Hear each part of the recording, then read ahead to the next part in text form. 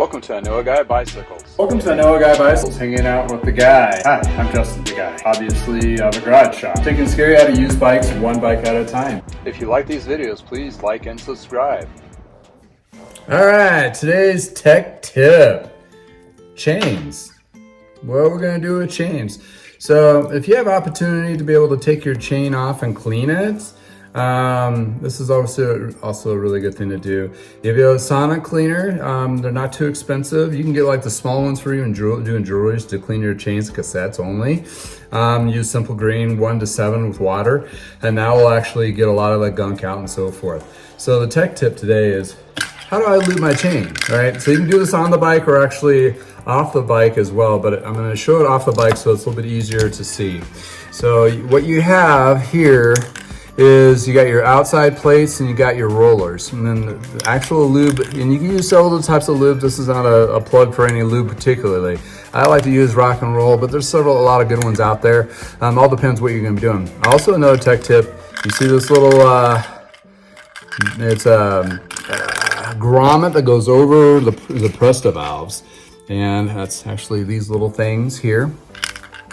And some of these lubes, they actually break down, they split up, kind of like oil and water, but they're not oil and water. They're, like the Teflon built in there. If you drop one of these in there, makes it an instant shaker. And it actually breaks up, makes it easier to break up that lubricant in there to make it easy, more distributed evenly. So that's the first tech tip. The second one, when you lube chains, you want to aim for the middle roller.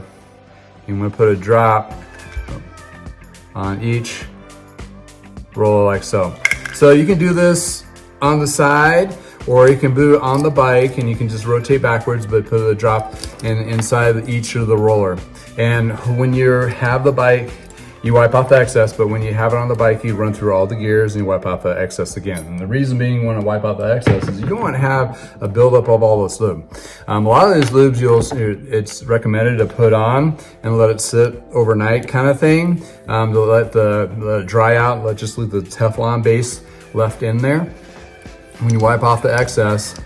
And the reason why you're shooting for the middle roller is it's going to push out any contaminants inside outwards. So you're actually just kind of flushing it as well as you're lubing. So after even cleaning it, or after a couple rides and you do that and you wipe off the excess, you're kind of doing that flushing technique. So that's kind of how you lube the chain and to get a lot of that older grit out there. Why is it important? Okay, the reason being, you have a lube chain, it aids the chain to go up and down those particular cogs as you're shifting. It makes it a smoother transition from gear to gear, and also wear and tear. So if your drivetrain is lubed properly without a lot of contaminants on there, that will lengthen the life of your chain cassette and derailleurs, also chain rings. And some people are like, oh, for mountain biking it just gets dirty right off the bat. It's like, well, I mean, it's, you may not have to do it every ride, but it's one of those things, like after a few rides, if your drivetrain gets really gunky, yes, you need to clean it, because that's when it makes the drivetrain last longer and actually better performance. It's all about performance and longevity when it comes to parts, right?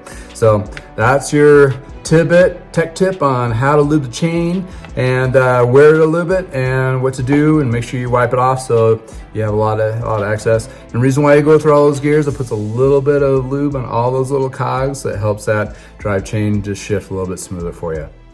That's the tech tip for today. Get out and ride your bike. Have some fun. Spring is here. Until next time, from the garage.